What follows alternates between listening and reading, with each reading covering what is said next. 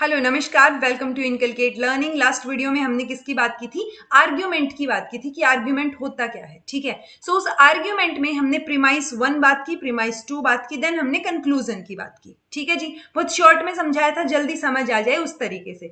तो ये जो प्रीमाइस 1 और 2 थी, अब आप इसके साथ किस पे पहुंच रहे हैं? कंक्लूजन पे। लेकिन इसमें भी तो अलग अलग स्टेटमेंट्स होंगी ना, सो आप वो किस तरीके से आप रीजनिंग करके कंक्लूजन पे पहुंचेंगे, वो रीजनिंग जो है दो तरीके की हो सकती है, इंडक्टिव रीजनिंग और डिडक्टिव रीजनिंग। आज हम इसी के बारे में बात करेंगे। दिस इज प्रेजेंटेड बाय मी रवीना। अगर आपको वीडियोस इन्फॉर्मेटिव लग रही हैं तो इनकलकेट लर्निंग की फैमिली में शामिल होइए और इनकलकेट लर्निंग को सब्सक्राइब कीजिए। ठीक है, देखिए डिडक्टिव रीजनिंग, मैंने ना ये वर्ड आपको कई बार समझा रखा है, डिडक्टिव और इंडक्टिव क्या मतलब होता है इनका। ठीक है, डिडक्टिव में हम क्या करते हैं? जनरल टू स्पेसिफिक जाते हैं, इंडक्टिव में हम स्पेसिफिक टू जनरल जाते हैं, उल्टा हो जाएगा। ठीक है, सो डिडक्टिव रीजनिंग में क्या है कि हम works from the more general to more specific.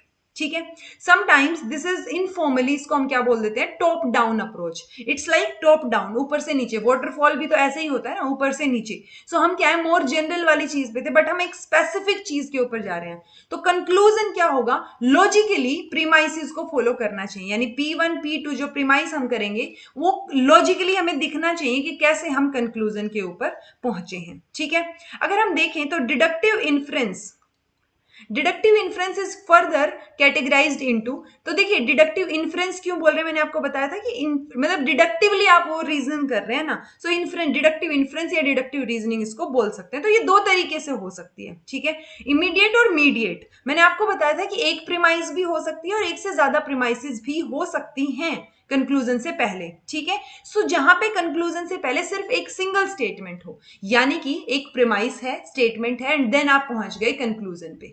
सो अगर ये दो चीजें दे रखी हैं तो वो क्या होगा? इमीडिएट इन्फ्रेंस होगा, क्योंकि एक ही चीज आपके पास, आप इमीडिएटली क्या करेंगे? उसको कंक्लूजन पे पहुंचेंगे। मीडिएट में क्या होगा, जिसको हम सिलोगिज्म भी बोलते हैं, सिलोगिज्म वर्ड याद रखिएगा, जहां पे हम कंक्लूजन ड्रॉ करते हैं दो स्टेटमेंट से, यानी कि प्रीमाइस 1, प्रीमाइस 2 एंड कंक्लूजन। सो जहां पे प्रीमाइस 1, 2 एंड कंक्लूजन हो उसको सिलोगिज्म या मीडिएट इन्फ्रेंस बोलेंगे, और जहां पे P1 और उसके बाद डायरेक्ट कंक्लूजन हो, प्रीमाइस एक ही हो, सिंगल स्टेटमेंट से हम कंक्लूजन पे पहुंच रहे हैं, वो इमीडिएट रहेगा। ठीक है जी, एग्जाम्पल देख लीजिए एक बार। डिडक्टिव रीजनिंग का हम क्या बोल रहे थे? हम जनरल टू स्पेसिफिक जा रहे हैं ना, जनरल से स्पेसिफिक। अब देखिए पहली प्रीमाइस क्या है हमारे पास? All men are mortal. All, हम सबके लिए बात कर रहे हैं, यानी ये इन जनरल स्टेटमेंट हो गई। उसके बाद हम किस पे जा रहे हैं? I am a man, specific पे जा रहे हैं, और देन स्पेसिफिक से देन कंक्लूजन। ठीक है, तो ये जनरल टू स्पेसिफिक की तरफ जब हम मूव करते हैं तो ये डिडक्टिव रीजनिंग है। यानी कि मान लो आपको प्रीमाइस 1, 2 और कंक्लूजन देके पूछ लिया जाए कि ये डिडक्टिव रीजनिंग है, इंडक्टिव रीजनिंग है, क्या है ये? सो डिडक्टिव रीजनिंग होगी, क्योंकि हम ऑल से स्पेसिफिक पे जा रहे हैं। ठीक है जी, आई होप आपको समझ आए, नहीं समझ आए तो पूछ लीजिएगा। इंडक्टिव रीजनिंग की क्या है? उल्टा हो जाएगा, यानी हम स्पेसिफिक से जनरल की तरफ जा रहे हैं, कि हमारे पास कोई स्पेसिफिक चीज थी और उससे हम जनरल की तरफ जा रहे हैं। जिसका मतलब क्या हो गया? अगर जनरल से स्पेसिफिक को हम क्या बोल रहे थे? टॉप डाउन अप्रोच बोल रहे थे, ऊपर से नीचे आ रहे थे ना। अब क्या है, हम स्पेसिफिक से नीचे से ऊपर जा रहे हैं, तो बॉटम अप अप्रोच भी बोलते हैं इसको, या हिल क्लाइंबिंग भी बोलते हैं, मतलब नीचे से आप ऊपर जा रहे हैं।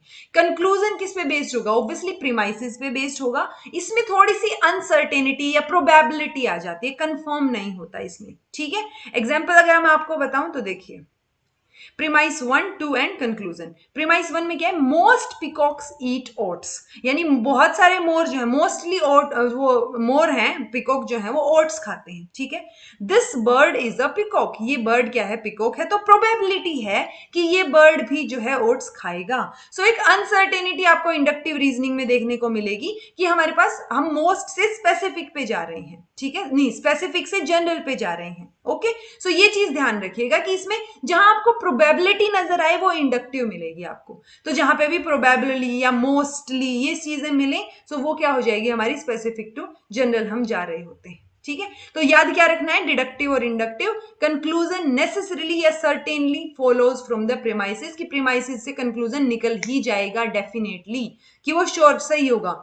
इंडक्टिव में क्या है? Conclusion follows from premises with some probability, तो जहां पे प्रोबेबिलिटी दिखे वो इंडक्टिव, जहां पे नेसेसिटी दिखे वो डिडक्टिव। अगर आपको स्पेसिफिक टू जनरल दिखे तो वो क्या हो गया? इंडक्टिव, जहां पे आपको जनरल टू स्पेसिफिक दिखे वो क्या हो गया, डिडक्टिव। सो ये पॉइंट्स याद रखिएगा, आपको क्वेश्चन सोल्व करते टाइम ये हेल्प करेंगे। This was all about today. कुछ समझ नहीं आया है तो कमेंट करके पूछ लीजिएगा, समझ आ गया है, वीडियो इन्फॉर्मेटिव लगी है तो इनकलकेट लर्निंग को सब्सक्राइब कर दीजिएगा, वीडियो को लाइक और शेयर कर दीजिएगा।